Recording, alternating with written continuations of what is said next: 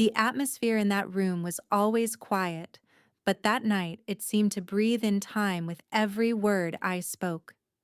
There was something in the eyes of those around me, a curiosity mingled with doubt, a hint of surprise they couldn't hide. I still sat at the end of the banquet table quietly listening as they talked about their investment deals, their far-flung journeys, the fragments of glory they believed were the only stories worth telling. But inside me, another story was coming to life. It had no spotlight, no audience applauding, only me.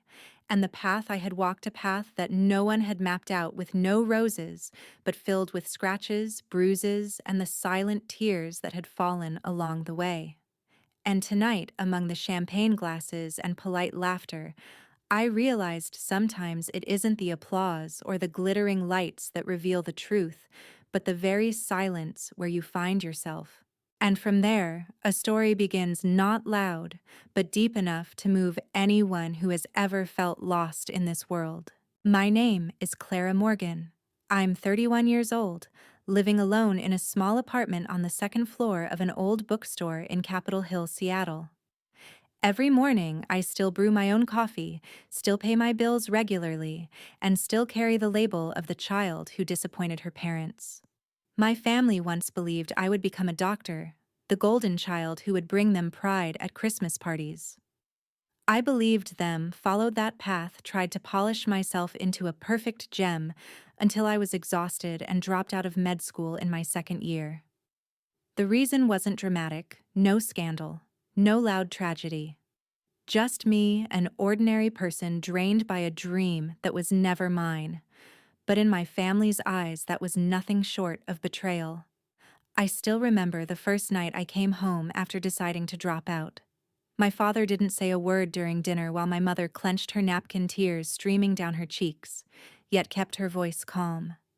"Clara's just taking a break, it's nothing." They didn't ask for the real reason, didn't care to hear my words.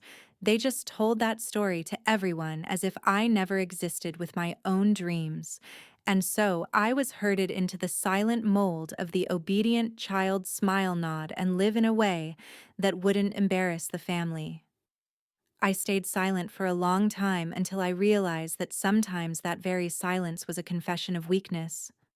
After leaving med school, I did all sorts of jobs to find meaning again, teaching English at a community center, working as a barista at a small street corner cafe, and eventually I started teaching basic digital skills to the elderly. At first, I thought it was just a way to fill the meaningless days teaching an old lady how to send an email, showing an old man how to install a video calling app, helping them pay bills online. It was such a small job that in my family's eyes, it wasn't even worth asking about. But for me, it was an entirely new world.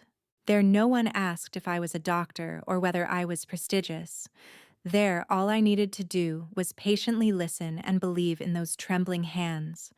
Believe that no matter how slow it was, never too late for them to reconnect with the world.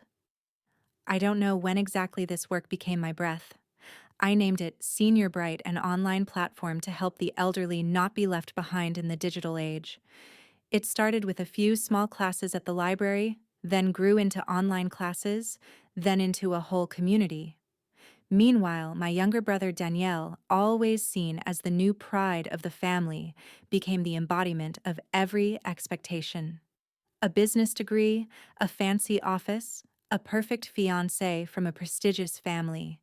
Everything I was once promised now belonged to Daniel. And me, I was still in my apartment above the old bookstore, brewing coffee each morning, watching the streetlights flicker through the misty window each night. But that didn't break me. I learned to accept that sometimes your own path doesn't have to fit anyone else's mold. It wasn't about giving up. It was about finding a new way forward, a way that, no matter how small and quiet, could still take me to where I truly belonged. I know they will still see me as the wandering free spirit child without a single word of pride. But I also know the light I find will no longer depend on how they see me. I am ready not to justify or ask permission, but to live true to myself, Clara Morgan, the woman who dared to give up a dream that wasn't hers, and began to light a new dream of her own. When Senior Bright first began to take shape, I didn't have a detailed plan or a flashy marketing strategy. I only had the belief that older people experienced and resilient deserved to be connected, deserved to be heard. I remember those early mornings so clearly when I sat with Mrs. Godfrey in a small cafe on the corner, showing her how to send her very first email. Her hands trembled, her eyes filled with doubt, but after the gentle ding signaling it had been sent successfully, her smile lit up like the morning sun. Gradually, those one-on-one lessons turned into small classes at the public library, where the old yellow lights still shone brightly on heads already touched with silver, where every question and every quiet laugh wove together into a gentle symphony. Senior Bright grew from there, not with flashy praise or glittering achievements, but through simple conversations. Clara, why does the mouse on the computer keep running around like that? Clara, can you help me find an old friend on Facebook? And I patiently answered them all because I understood that for them, every small step wasn't just a technical skill. It was a way to say, I'm still here. I can still learn, still connect, still live fully. Bit by bit, Senior Bright became a lifeline for those whom the digital world had overlooked. I didn't have a grand office, didn't have rows of staff waiting behind me, only an old computer and an unwavering belief. But I knew that true value didn't lie in grandeur. It lived in the quiet sweat and the bright light in the eyes of those who were learning. 3 years later, Senior Bright had over 80,000 users, not just students but companions. We secured partnerships with state libraries, with community organizations I had once only dreamed of. And in every step forward, I still remembered where I began, from a small corner in a cafe, from an email sent with trembling fingers, from a belief that though anyone could be forgotten, there were some things that never grow old: connection sharing, and the power of never giving up. I still remember so clearly that afternoon when I was teaching Mr. Blake, a 76-year-old man, how to turn on his microphone in Zoom so he could video call his little granddaughter. He was pressing buttons and mumbling, "This darn machine doesn't like me," then chuckled softly, his eyes shimmering with a clumsy hope. After 40 minutes of fumbling, the call finally worked, and when he saw his granddaughter's face from several states away, he burst into tears, his voice trembling. "She thought I was gone, but now she can see I'm still here." Those tears weren't recorded in the news, never became the subject of some feature story. But for me, it was the most beautiful moment: the affirmation that Senior Bright wasn't just a technology platform, but a bridge that brought them back to the arms of their family. 3 relentless years, Senior Bright had become a shelter for over 80,000 people, people who once thought the world had left them behind. We didn't have grand headquarters, didn't have glittering press conferences. We only had those small stories, like an 83-year-old woman who cried when she got an email from her childhood friend after decades, or an old man who used to be afraid of computers but now bought a train ticket online by himself to visit his ex-wife in a nursing home. Senior Bright grew not through flashy reports, but through every smile, every bright gaze of those people. Yet when I talked about that at a family dinner, they only nodded slightly, their eyes still fixed on their wine glasses as if I was speaking some foreign language. In their eyes, my work was just teaching old people to push buttons to type letters. A little job, that's all. I understand they can't see the fire I'm holding. They don't know that behind every click is a whole world opening up, connections being restored. I don't blame them.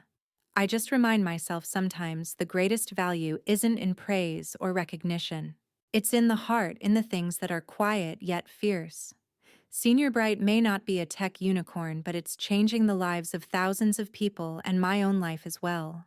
But while Senior Bright quietly spread like a small light in the night in the house where I grew up, nothing had changed. Sunday dinner at my parents' home was still staged like a small party, the oak table worn smooth, the gentle yellow light shining on carefully plated dishes, and my father's deep voice always resonating steadily like a familiar refrain about success and family honor. Daniel, my younger brother, was always the pride of the family, placed squarely in the center of every story, the modern office in the heart of the city, the six-figure salary, and a fiancé from a respectable family. In that perfect picture, I remained the wanderer no one asked about. I had grown used to my role at those dinners, a shadow quietly picking at my vegetables, chewing, slowly smiling when required. I had learned how to avoid my father's gaze, how to listen to the soft sigh my mother let out whenever the conversation turned to me, or more precisely to the lack of direction they still pinned on me. That night, when I mentioned how Senior Bright was being piloted in 3 new community centers, my mother only nodded lightly, then turned to ask Emily Daniel's fiancé about their wedding plans. "You're still teaching those classes, aren't you?" My mother asked, her tone as if I was telling a story that didn't really exist. "Still teaching, Mom?" I replied, my voice light as mist. "We're partnering with state libraries, they're very enthusiastic." My mother just smiled faintly, her eyes drifting away. I knew that smile. It wasn't the proud smile she gave Daniel when he talked about a new investment deal. It was the sad smile of someone who didn't know what to do with a lost child. In that moment, I had planned to let it go, but then I saw Daniel's eyes. My little brother's eyes flicker with pity. Not disdain, but pity, something that stung worse than any distant stare. I looked down at my plate, saw the carrots cut into flower shapes, and remembered my mother's patient hands the night before, still carefully preparing them. I told myself it's okay. I would smile again. I would nod again. But deep down, I knew that every carrot slice, every polite nod could never bridge the widening gap between me and them. Because for me, with every passing day, Senior Bright was more than just a job. It was a declaration I was not a failure. I was no longer the med school dropout they whispered about behind my back.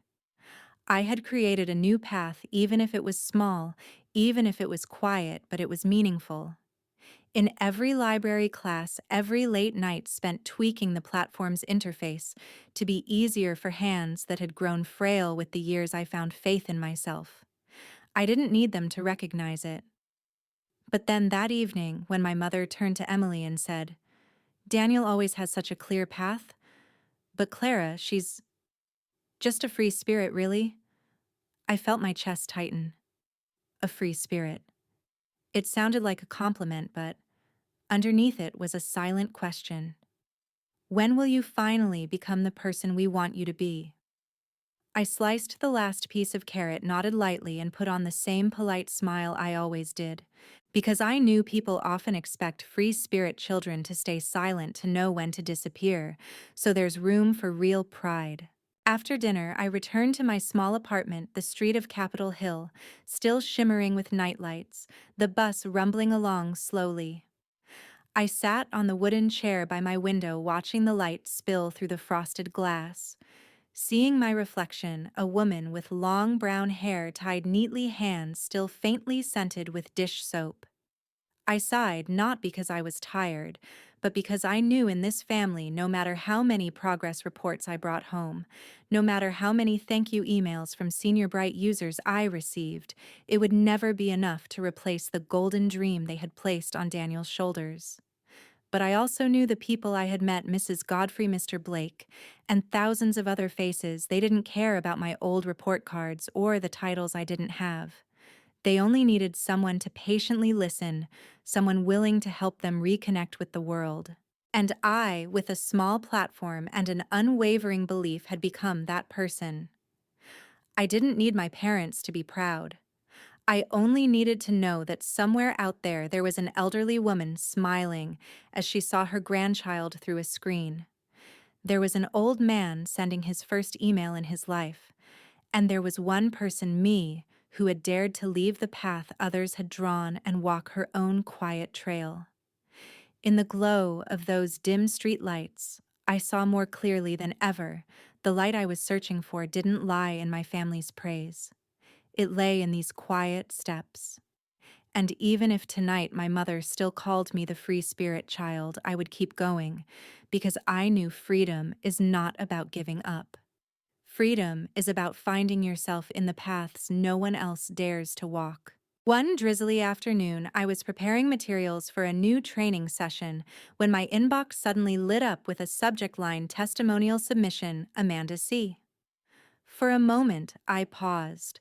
The name was oddly familiar. Amanda Carter, Daniel's fiancée. I opened the email, my heart pounding not out of excitement, but because of something that felt both strange and deeply familiar. Attached was a 90-second video, a story shared in Senior Bright's Stories That Shine campaign, a space where users or their families told their journeys. I hit play, and in the warm frame, a gentle light illuminated Amanda's face as she sat next to her grandmother, Margaret, their hands clasped together like a lifeline between two generations. Amanda's voice was gentle yet full of emotion. "This is my grandma, Margaret. She was so lonely after my grandpa died last year. But thanks to Senior Bright, she learned how to video call to order groceries online. It didn't just give her confidence, it gave us back her." I froze, my hand still resting on the mouse, unable to move the volume slider up or down. Because right after that, Margaret's face lit up as she looked into the camera, her voice shaky yet firm. "Thank you, Clara. You helped me feel like I'm still a person." Just those few words, but enough to keep me sitting there for a long time, not blinking, hardly daring to breathe. Amanda had no idea I was the founder of Senior Bright. Clara Morgan was never tied to the brand out there. But Margaret thanked me like a private message in the noise of this world. That night, my mother called to remind me not to forget the engagement party on Saturday. Just don't talk too much about those online projects of yours. Amanda's family is all Ivy League. You understand, right? I laughed softly, didn't answer, just said yes. After hanging up, I sat by the window watching the rain fall endlessly outside, feeling something indescribable rise within me, like all the quiet sacrifices had finally reached someone I never expected. I didn't need to tell my mother, didn't need to write it into a resume or print it on a report. I only needed to know that that video, the sound of Margaret's voice, the smile on Amanda's face, was proof of the path I was on. That even if I was called the free spirit child, I was doing something meaningful, something truest to myself. And I knew the upcoming engagement party would not be easy. But I also knew there are some truths that don't need to be shouted or debated. Because one day, they will speak for themselves. The restaurant where Daniel and Amanda's engagement party was held was quietly elegant, a glass ceiling reflecting warm golden lights, tables covered in crisp white cloths, and sprigs of white orchids glowing like small secret fires. I arrived 10 minutes early, still that habit of someone who always fears being noticed, always wanting to find a place on the margins away from the looks of success and the boastful conversations. My mother seemed a bit surprised to see me. "Oh, you're here," she said, as if she had just spotted an unexpected guest. "I'm so glad." I didn't answer, just nodded politely and found a seat at the end of the table where I could watch, without being pulled into talk of investment accounts or lavish vacations. Daniel and Amanda arrived shortly after me. They were radiant, like a couple stepping out of a magazine, the shimmering lights glinting off silk folds, their eyes full of hope and dreams. I smiled, congratulated them, and said nothing more. The party unfolded according to the script. Champagne glasses clinked lightly, toasts rose like a steady chorus. I stayed silent, my hand on a glass of water, listening to the conversation as if I were hearing waves breaking far away. When dessert was served, Amanda, the beautiful bride in her jade green dress, turned to me, her eyes alight with a sincere curiosity. "Clara, I haven't had a chance to ask, what do you do for work?" The question was light as a breeze, but it swept away the thin veil of polite friendliness in the entire room. Every conversation seemed to pause. My mother's hand tightened around her fork, her eyes showing a flicker of worry. I set my glass down. My voice calm. I run a digital platform for older adults, teaching them how to use technology to connect. Amanda tilted her head, her eyes lighting up with surprise. You mean Senior Bright? No way, I simply nodded. Amanda brought her hand to her mouth, looking at me as if she had just uncovered an unimaginable secret. You're the founder, the face of the Stories That Shine campaign that I once sent a video to.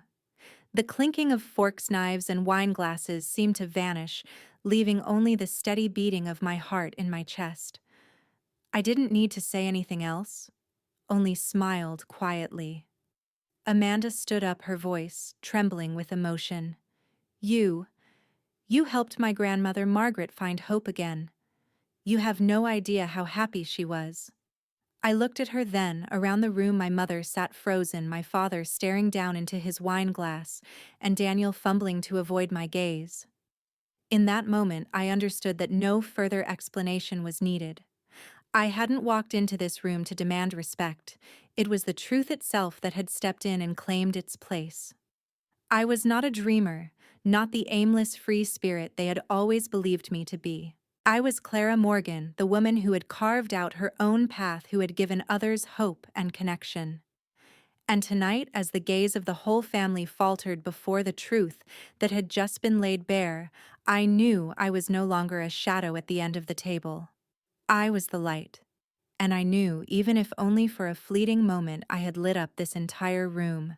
The next morning, as the first light of dawn filtered through the curtains of my small apartment, my phone buzzed with a message from Daniel. No flowery words, no emojis or exclamation points like always. Just a single line. Sis, I'm sorry for never asking how you were. I sat on the edge of my bed staring at that message as if looking at a fragile beam of light cutting through the darkness in my heart. I didn't reply right away. I just set the phone down, stepped out onto the balcony, and looked at the misty drizzle blurring the street. The creaking of the streetcar, the smell of hot coffee drifting up from the bookshop below, and I felt an unfamiliar peace settle over me. Last night my mother had quietly left the party without saying a word. But this morning she had sent me a handwritten letter, her handwriting shaky, yet still holding the proud dignity of a mother who had swallowed her own dreams. Clara, I watched the video Amanda sent. I cried, not because I didn't know what you had done, but because I realized I had never truly asked, what do you want? How far have you come? What have you accomplished? I was always so focused on what you gave up that I forgot what you chose. You did something no one in this family ever dared, fail and then stand back up. And in that, you taught me how to look at myself again. I'm sorry, Clara. You are no longer the child who failed. You are my pride. I read that letter 3 times, then folded it carefully, placing it on my desk, not framed, not pressed into a notebook, just there as a reminder that some relationships, some wounds will never fully heal. But I didn't need it to be displayed or preserved in any tangible way, because for the first time in my life, I knew I didn't need proof. I was living in the very thing the letter had admitted. I had found my place in this life, even if it wasn't where they had once imagined for me. I didn't need praise, didn't need hollow words. I only needed to know that in every class I taught, in every pair of eyes, once overlooked that now shone because of a video call, a message, a flicker of hope, there was me standing behind it quietly but powerfully. And that more than any recognition from my family was the greatest gift I had ever given to myself. A few days later, Amanda came to see me. Not as my future sister-in-law or as Daniel's family, but as someone who believed in me. We met in a small cafe, the early sunlight spilling across the wooden table like quiet ribbons of light. Amanda arrived early, her hand resting on a small notebook full of notes. When I sat down, she looked at me with a genuine gaze, with no distance of etiquette or hesitance. Clara, she said, her voice soft but full of resolve. I told the board at the Impact Foundation about Senior Bright. They invest in meaningful initiatives and they believe you're the one who can take it national. I listened to her words, my heart sinking and then soaring again, because I knew this wasn't just a business opportunity. It was a sign that the light I had kindled had grown strong enough to spread beyond my little classroom, beyond the cold looks or the disapproving shakes of the head from my family. Amanda slid the notebook toward me. Inside were detailed notes, numbers, contact lists, suggestions for next steps. If you want, they're ready to fund programs in libraries, community centers, even in veterans' nursing homes. Amanda said, her eyes shining with trust. I placed my hand on the notebook, feeling each line of text like veins pulsing beneath my fingertips. The lifeblood of people who had been silent for too long now, suddenly finding their voice. I looked at Amanda quietly, said thank you, but you don't owe me anything. She shook her head, her gaze steady. This isn't a debt. This is a promise that the light you created won't just be a lone lamp, but a blaze reaching into the darkest corners. And for the first time, I let someone believe in me without hesitation. I stepped out of the cafe, the sun already high, the breeze carrying the scent of fresh leaves and hot coffee. I knew I was standing at a turning point, but I didn't feel afraid, because the light I had kindled was no longer mine alone.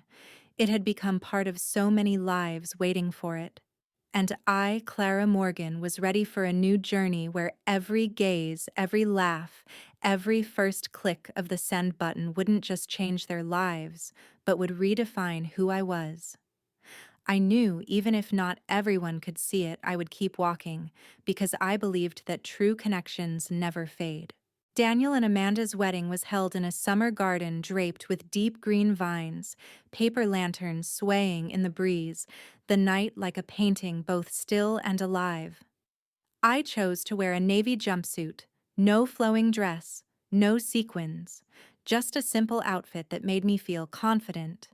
My mother introduced me to her old friends. This is Clara, my daughter. She runs a digital program for the elderly, an entire national organization now.